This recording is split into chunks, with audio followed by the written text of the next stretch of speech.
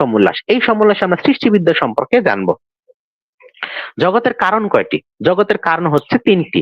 তিনটি কি কি? প্রথমটিকে বলা হচ্ছে নিমিত্ত কারণ, যিনি কিনা করছেন। দ্বিতীয়টি হচ্ছে উপাদান কারণ। উপাদান কারণ কি? যার দ্বারা কোনো কিছু নির্মাণ করা হয়, অর্থাৎ ম্যাটেরিয়ালস আমরা যাকে বলে থাকি। আর সাধারণ কারণ কি? যা কিনা কার্যের সাধন এবং সাধারণ নিমিত্ত, অর্থাৎ যার জন্য করা হচ্ছে তাকে বলা হচ্ছে সাধারণ কারণ। নিমিত্ত কারণও যদি আমরা দেখি, সেটি হচ্ছে কি দুই প্রকার। একটা হচ্ছে প্রথম এবং মুখ্য নিমিত্ত কারণ, সেটা হচ্ছে পরমাত্মা, কারণ তার থেকে কি সকল সৃষ্টি, সৃজন, ধারণ, প্রলয় এগুলো হয়েছে। আর দ্বিতীয় কারণ হচ্ছে সাধারণ নিমিত্ত কারণ, যেটাকে বলা হচ্ছে কি জীব বা সাধারণ কারণ এটাকে বলা হয়ে থাকে।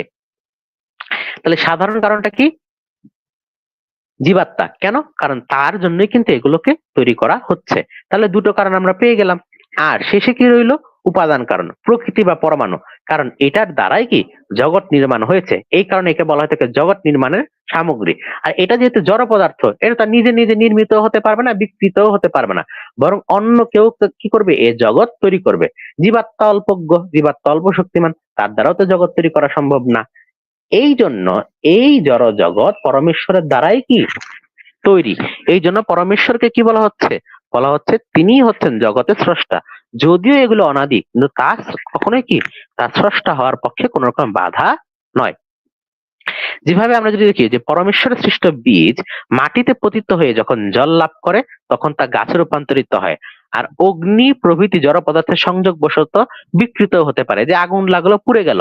কিন্তু নিয়ম অনুসারে এই সকল পদার্থের নির্মাণ এবং বিকৃত হওয়া পরমেশ্বর এবং জীবের অধীন। আর যখন কোনো বস্তু নির্মিত হয়, তখন যে যে সাধন হতে পারে, সেটা জ্ঞান, দর্শন, বল, হস্ত, নানাবিধ উপকরণ রয়েছে, সেগুলোকে কি সাধারণ কারণ বলা হয়ে থাকে। এখন যদি আমরা এটাকে স্বাভাবিকভাবে একটা তুলনা দিই, যেরকম ঘট নির্মাতা, কুম্ভকার বা কুমার, তিনি কি করছেন? তিনি নিমিত্ত। আর কি রয়েছে? মৃত্তিকা। মৃত্তিকা হচ্ছে উপাদান কারণ। দণ্ড, চক্র এগুলোতে সামান্য নিমিত্ত। আর দিক, কাল, আকাশ, আলোক এগুলোকে বলা হচ্ছে নিমিত্ত সাধারণ বা নিমিত্ত কারণ। কিন্তু সামগ্রিকভাবে যদি আমরা দেখি, নিমিত্ত কারণ, সাধারণ কারণ এবং উপাদান কারণ ছাড়া কি কোনো বস্তু নির্মিত অথবা বিকৃত হইতে পারে না। আর এই যে জীবাত্মা, জীবাত্মাকে কর্মফল কে প্রদান করে? বিভিন্ন জনিতে জন্মগ্রহণ কে করায়? সেটাও কিন্তু একটি পরমেশ্বরই করান। এই কারণে বলা হচ্ছে যে এই যে আমরা যা কিছু দেখছি, এখানে তিনটি তত্ত্ব হচ্ছে অনাদি। সেটির মধ্যে একটি হচ্ছে নিমিত্ত কারণ, তিনি কিনা হচ্ছে পরমেশ্বর। উপাদান কারণ, উপাদান কারণ যদি আমরা বলি, সেটি হচ্ছে প্রকৃতি। এবং সাধারণ কারণ যেটাকে বলা হচ্ছে, তাকে বলা হচ্ছে জীবাত্মা। ঈশ্বরের জগৎ তৈরি করার কি দরকার? ঈশ্বর জগৎ তৈরি না করলে পারতেন। জগৎ যদি তৈরি না হতো, তাহলে হচ্ছে আমরা কত আনন্দে থাকতাম, জীবের কোনো দুঃখ কষ্ট হতো না। কিন্তু এটা হচ্ছে অলস এবং অপদার্থের কথা, কোন শ্রেষ্ঠ চেতনার বা সত্তার নয়। আর প্রলয়ে যখন থাকে, তখন জীবের দুঃখই কি বা সুখই কি? সৃষ্টির সুখ দুঃখ তুলনা করলে যদি আমরা দেখি, তাহলে পরমাত্মাকে লাভ করলে পরে যে আনন্দ হয়, মুক্তি লাভে বা মোক্ষ লাভে যে আনন্দ হয়, সেটা তো অনেক গুণ বেশি। এই জন্য জীবাত্মা প্রলয়কারে কর্মহীনের ন্যায় সুষুপ্তিতে থাকে। আর ঈশ্বর প্রলয়ের পূর্বে পাপ পুণ্যের ফল জীবগণকে কিভাবে দিতে পারেন? আর জীবই বা কিভাবে কর্মফল ভোগ করবে? এই জগৎ তৈরি করেছে বলেই জীব কর্ম করতে পারে, তা পাপের ফল কিংবা পুণ্যের ফল সে ভোগ করতে পারে। যদি আমাকে কেউ জিজ্ঞেস করে তোমার চোখের দরকার কি, তখন আমরা বলবো দর্শন। যদি জগৎ সৃষ্টি ব্যতীত ঈশ্বরের সৃষ্টি বিজ্ঞান, বল বা ক্রিয়ার প্রয়োজন কি? ঈশ্বরের মধ্যে যে আমরা বলছি যে তিনি সর্বজ্ঞ, তিনি হচ্ছে সকল ধর্মকার্যের অধ্যক্ষ, তিনি সকল কর্মফল প্রদাতা। এখন যদি তিনি জগৎ তৈরি না করতেন, তাহলে এই যে তার যে বৈশিষ্ট্যগুলো রয়েছে, এই বা তার যে ক্রিয়াগুলো রয়েছে, সেগুলো কোথায় ঘটতো? আর আমাদেরও যে বৈশিষ্ট্য রয়েছে, যে আমরা যে কর্মগুলো করেছি বা কর্মগুলো করব, সেইগুলোর আমরা ফল কোথায় ভোগ করতাম? এই জন্যই বলা হচ্ছে যে যেভাবে চোখের স্বাভাবিক গুণ হচ্ছে দেখা বা দর্শন, সেইভাবে জগৎ সৃষ্টি করে সমস্ত জীবকে অসংখ্য পদার্থ প্রদান করে পরোপকার করা ঈশ্বরের স্বাভাবিক গুণ। বলা হয় যে সবই যদি অনাদি হয়, তাহলে ঈশ্বর সর্বশক্তিমান কিভাবে? কারণ তিনি তো জীব এবং কি কারণ যেটা রয়েছে, অর্থাৎ প্রকৃতি, তাকেও কি করতে পারছেন? উৎপন্ন করছেন না। কারণ আপনি বলছেন যে এটা অনাদি, অর্থাৎ সব সময় ছিল। এখন সর্বশক্তিমান শব্দের অর্থ কিন্তু আমরা এটা পড়বে এসেছে। অসম্ভব কে সম্ভব বা যা মন চায় তাই করাটাই কিন্তু কি সর্বশক্তিমান নয়। ঈশ্বর অসম্ভব কার্য, অর্থাৎ কারণ ছাড়া যদি কার্য করতে পারেন, তাহলে তিনি কারণ ছাড়া কি দ্বিতীয় ঈশ্বরও তৈরি করতে পারেন, নিজেও মৃত্যু লাভ করতে পারেন, আবার নিজে ভয় পেতে পারেন। আসলে কি তা হয়? তিনি কি কখনো বুড়ো হয়ে যান নিজে নিজে? অন্যায়কারী, অপবিত্র কিংবা চরিত্রহীন হতে পারেন ঈশ্বর? পারেন না। কেন পারেন না? তখন আপনি বলবেন যে এটা ঈশ্বরের বৈশিষ্ট্যের সাথে যায় না। ঠিক একই রকম ভাবে ঈশ্বরের কিছু স্বাভাবিক বৈশিষ্ট্য আছে, সকল কিছুর কি একটা নির্দিষ্ট নিয়ম নীতি রয়েছে। এই কারণে আমরা যে অলৌকিক বলে যা কিছু ভাবি, প্রকৃতপক্ষে তা অলৌকিক নয়, বরং হতে পারে সেটি আমাদেরকে কোনোভাবে বোকা বানানো হচ্ছে, কিংবা হতে পারে যে সেটি স্বাভাবিকই, কিন্তু আমাদের যেহেতু সর্ববিষয় জ্ঞান নেই, আমরা আমাদের জ্ঞানের অভাবে সেটিকে অলৌকিক কিংবা প্রকৃতির নিয়মে ব্যতিক্রম হিসেবে ভাবছি। ঈশ্বর যেরকম জড় হয়ে যেতে পারেন না, আবার জড় বস্তুকে কি করতে পারেন না, সরাসরি চেতন করতে পারেন না। হ্যাঁ, আমাদের দেহ যেরকম জড়, কিন্তু তার মধ্যে তিনি চেতন জীবাত্মা প্রদান করেন। তাই বলে আমাদের যে দেহ, এই পাঞ্চভৌতিক দেহ কিন্তু চেতন হয়ে যাচ্ছে না, বরং তার মধ্যে যে সত্তাটা রয়েছে, যেই সত্তা এই দেহকে পরিচালিত করছে, যেই সত্তার কারণে আমরা বলি যে জীবাত্মা হচ্ছে স্বতন্ত্র এবং ঈশ্বরের ব্যবস্থাতে হচ্ছে পরতন্ত্র। এই কারণে ঈশ্বর হচ্ছেন কি সর্বশক্তিমান, কারণ তিনি কি করেছেন, এই জড় প্রকৃতিকে এই জগতে তৈরি করেছেন এবং আমাদেরকে যথোপযুক্ত কর্মফল এবং যা কিছু দরকার সে পদার্থ প্রদান করে আমাদের উন্নতি করতে তিনি চাচ্ছেন। ঈশ্বর সাকার নাকি নিরাকার? ঈশ্বর নিরাকার, কারণ যা সাকার তা শরীর বিশিষ্ট, তা ঈশ্বর না। কারণ তাই যদি হয় তাহলে ঈশ্বর হয়ে যাবেন সীমিত, একটা নির্দিষ্ট জায়গাতে আবদ্ধ, দেশ কাল বস্তু সময় পরিচ্ছিন্ন, এবং ক্ষুধা তৃষ্ণা ছেদন ভেদন শীতোষ্ণ জ্বর পীড়া নানা রকম হতে পারেন। এবং জীবের যে গুণ, সেগুলো কি ঈশ্বরের গুণ হিসেবে থাকতে পারে না যদি তার বৈশিষ্ট্যের বিরোধী হয়। জীবাত্মা এবং পরমাত্মার মধ্যে কিছু মিল আছে, যেরকম উভয় চেতন, উভয় অনাদি, কিন্তু জীবাত্মা অল্পজ্ঞ, পরমাত্মা সর্বজ্ঞ। জীবাত্মা কর্মকর্তা, পরমাত্মা কর্মফল প্রদাতা। জীবাত্মা জগতের সৃষ্টি স্থিতি প্রলয় করতে পারে না, কিন্তু পরমাত্মা সেগুলো করতে পারেন। আমি আপনি সকলেই হচ্ছেন সাকার শরীরধারী, এই কারণে অণু পরমাণু তরস্রেণু প্রকৃতিকে নিজের বশে আনতে পারি না। আমরা কোনো বস্তু, এই যে আকাশ বাতাস যা কিছু দেখতে পাচ্ছেন, এগুলোকে তৈরি করতে পারছি না। সূক্ষ্ম পদার্থ হতে সূক্ষ্ম জগৎ নির্মাণ করতে পারবো না। কিন্তু পরমেশ্বরের ভৌতিক ইন্দ্রিয়, অর্থাৎ আমরা যে জড় দেহ বলছি, এই ধরনের কোনো দেহ বা সাকার কোনো রূপ নেই। এই জন্যই তার অনন্ত শক্তি, বল এবং পরাক্রম দিয়ে তিনি জগৎকে তৈরি করেন।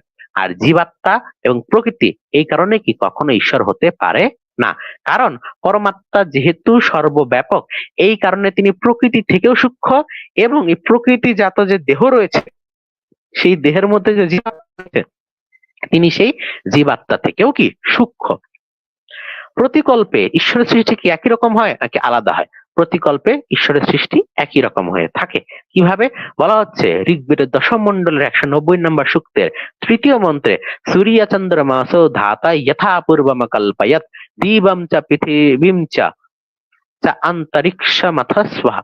দেখুন এখানে দুইবার চ আছে, দীবম চ পৃথিবীম চ অন্তরিক্ষম অথ স্বাহা। অর্থাৎ পরমাত্মা পূর্বকল্পে যেভাবে সূর্য চন্দ্র বিদ্যুৎ পৃথিবী নানা রকম যে সৃষ্টি এগুলো রয়েছে, এগুলোকে তৈরি করেছিলেন, এটা বর্তমানেও এমন রয়েছে এবং ভবিষ্যতে কি তিনি এমনই করবেন।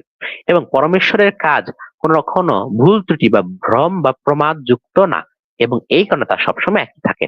যারা অল্পজ্ঞ এবং যাদের মধ্যে জ্ঞানের ঘাটতি আছে, যাদের জ্ঞান কখনো কমে যেতে পারে বা যাদের জ্ঞান কখনো বেড়ে যায়, কিভাবে হতে পারে? আমি একটা কোনো বিষয় সম্পর্কে জানি, কিন্তু সেটাকে আমি চর্চা করি না, আমি সেটাকে ভুলে যাব, তাহলে আমার জ্ঞানটা কমে গেল।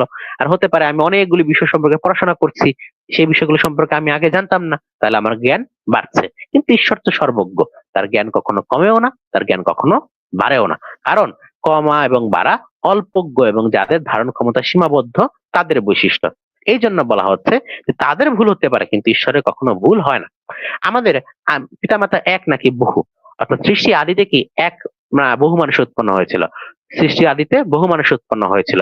যজুর্বেদে তার ব্রাহ্মণে এই কথাগুলো বারংবার লেখা হয়েছে যে আদিতে অনেক, অর্থাৎ শত শত সহস্র সহস্র মনুষ্য উৎপন্ন হয়েছিল বিবর্তনের ধারাতে। এবং সৃষ্টিতে আমরা যদি দেখি, আমরা যদি বৈজ্ঞানিক প্রমাণগুলো দেখি, সেখানেও দেখা যাচ্ছে যে মানব জাতি বহু পিতা মাতার সন্তান, এক জোড়া মানব জনবী সন্তান সনাতন ধর্মের ক্ষেত্রে নেই। সৃষ্টির কি আরম্ভ আছে বা শেষ আছে? না, সৃষ্টির আরম্ভ নেই, শেষ নেই। যেভাবে দিনের পূর্বে রাত, রাতের পূর্বে দিন, এইভাবে চক্রাকারে চলে আসছে, ঠিক একই রকম ভাবে সৃষ্টির পূর্বে হয়েছিল প্রলয়, সেই প্রলয়ের আগে হয়েছে সৃষ্টি, আবার সেই সৃষ্টির আগে হয়েছে প্রলয়, এইভাবে অনাদিকাল থেকে চলে আসছে। সৃষ্টির আদি কিংবা অন্ত নেই। কিন্তু যেভাবে করে আমরা দিন এবং রাত্রি শুরু এবং শেষ দেখতে পাই, ঠিক একই রকম ভাবে আমরা বারংবার সৃষ্টি দেখতে পাই, প্রলয় দেখতে পাই বা প্রলয়ের আদি অন্ত দেখতে পাই, কিন্তু কখনোই এমন হয় না যে এটা এখন শুরু হলো আর ভবিষ্যতে হবে না, বা এই যে একবার শেষ হয়ে গেল আর কখনো ভবিষ্যতে শুরু হবে না। পরমাত্মা, জীবাত্মা এবং জগতের কারণ এই যে প্রকৃতি, এই তিনটি স্বরূপত অনাদি, এবং জগতের সৃষ্টি, স্থিতি এবং প্রলয় প্রবাহ রূপে অনাদি। প্রবাহ রূপে মানে কি, এগুলো হয়ে আসছে, এটা একটা প্রবাহ বা একটা ফ্লো, এভাবে করে হয়ে আসছে। যেভাবে নদীর প্রবাহ যদি আমরা দেখি, কখনো শুকিয়ে যায়, কখনো অদৃশ্য, এভাবে দেখা যায়। আবার বর্ষাকালে দেখা যায় কি, সে নদীকে আমি দেখতে পাচ্ছি, গ্রীষ্মকালে আবার সে নদীকে দেখতে পাই না। জগতের ব্যাপারটা ঠিক সেরকম ভাবে আমরা দেখতে পাচ্ছি কি, যে এক সময় আছে, যখন প্রলয় হচ্ছে তখন কিন্তু আর নেই, আবার যখন সৃষ্টি হচ্ছে তখন আবার আসে। এইভাবে করে জগতের সৃষ্টি, স্থিতি, প্রলয় করার যে ঈশ্বরের যে কর্ম, সেটাও কি অনাদি। ঈশ্বরের যে গুণ, কর্ম, স্বভাব যেমন আরম্ভ এবং অন্ত নাই, ঠিক সেই রকম ভাবে তার কর্তব্য কর্মের কি কখনো আরম্ভ বা অন্ত নাই। এখন বলা হচ্ছে দেশ প্রেমের ব্যাপারে, স্বদেশ, আমাদের নিজের দেশ কিভাবে শ্রেষ্ঠ।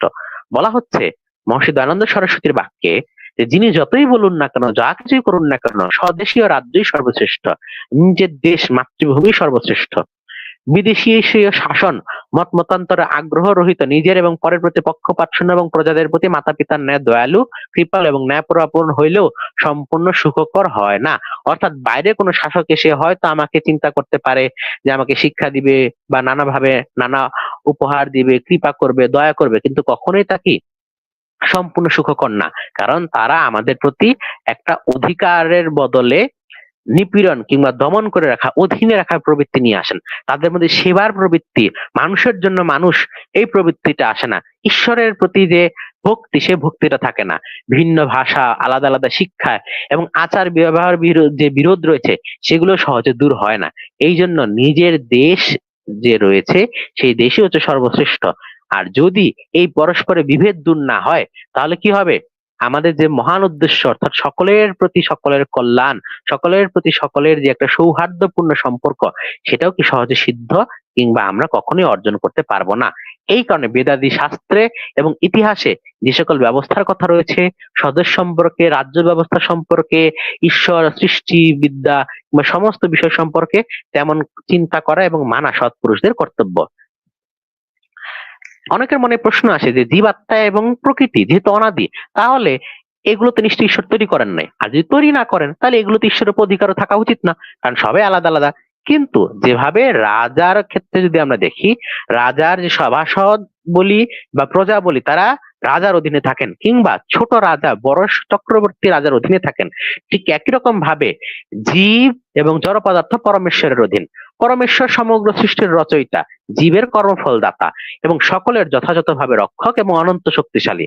এই অবস্থাতে অল্প সামর্থ্যবান জীবাত্মা এবং জড় পদার্থ কেন তার অধীন হবে না? আবার জীব তো তার নিজের কর্মে স্বতন্ত্র, কিন্তু যখন কর্মফল ভোগের প্রশ্ন আসে, তখন তো ঈশ্বরের ব্যবস্থা অনুযায়ী সে অধীন থাকে, পরতন্ত্র থাকে। এই জন্য সর্বশক্তিমান পরমেশ্বর সমগ্র বিশ্বের স্রষ্টা, সংহারকারক এবং তার পালক। এটি আমাদেরকে সবসময় মনে রাখতে হবে এবং এই সিদ্ধান্ত অনুযায়ী কি আমাদের চলতে হবে।